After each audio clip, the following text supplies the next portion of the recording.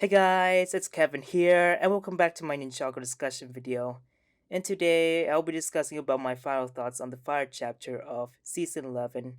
Without further ado, let's get into it. Overall, I thought that it was good.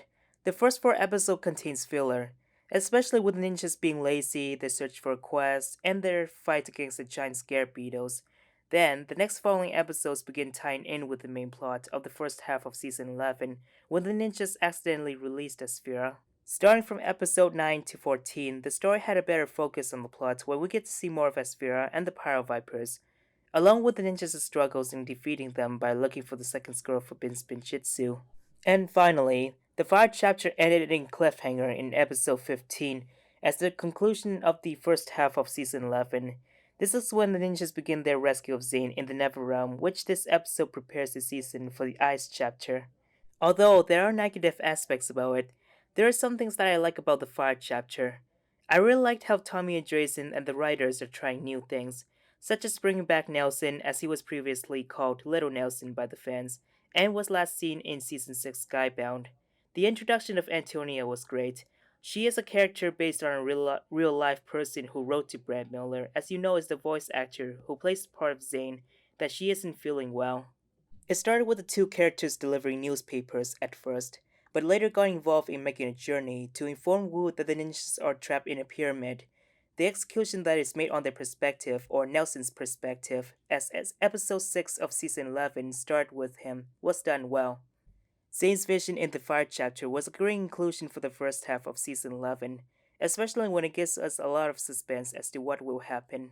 Also, I liked how they managed to have episode 8 Snaketastrophe under a television perspective.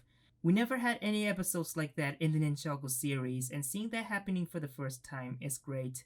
We get to see more of Asphira, especially her flashback when she first became friends with Wu, and how vengeful she became after being imprisoned for 1,000 years.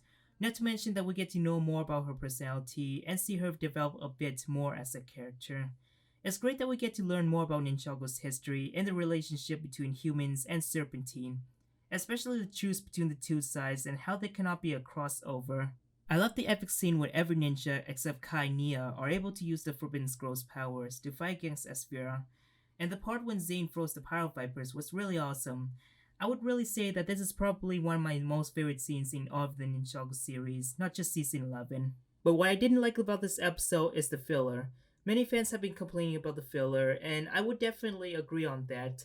Like, the filler really gets in the way of the main plot. You wouldn't get to see more of the important parts, but instead, they are more as parts that has little relevance to the main plot, which is something that I hate seeing.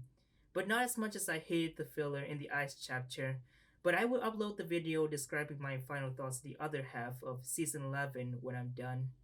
Also, the introduction of Clutch Powers was underwhelming.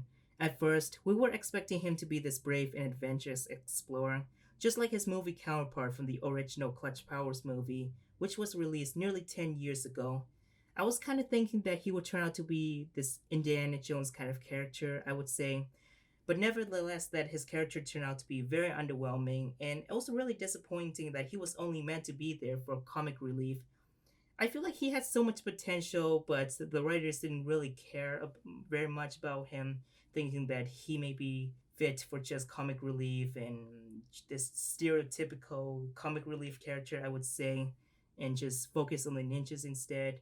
But I really wish that they did give him a little more than just being a comic relief character, that maybe he could help out with the ninjas and play a bigger role in the Fire chapter. My score for the Fire chapter of season 11 is 5 out of 10. The first half of season 11 did have a lot of potential and some improvements that needs doing, but I'm not so concerned about that as I am with the Ice chapter, which again, I will get to that. Anyways, thanks for watching. If you enjoyed this video, be sure to leave a like, subscribe, and share it with anyone or everyone you know.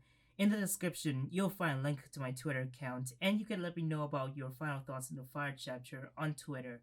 Once again, thank you so much for watching, and I will see you next time. Goodbye, everyone.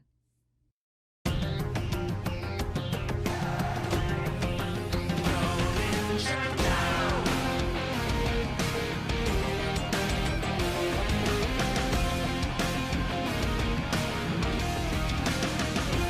time for training.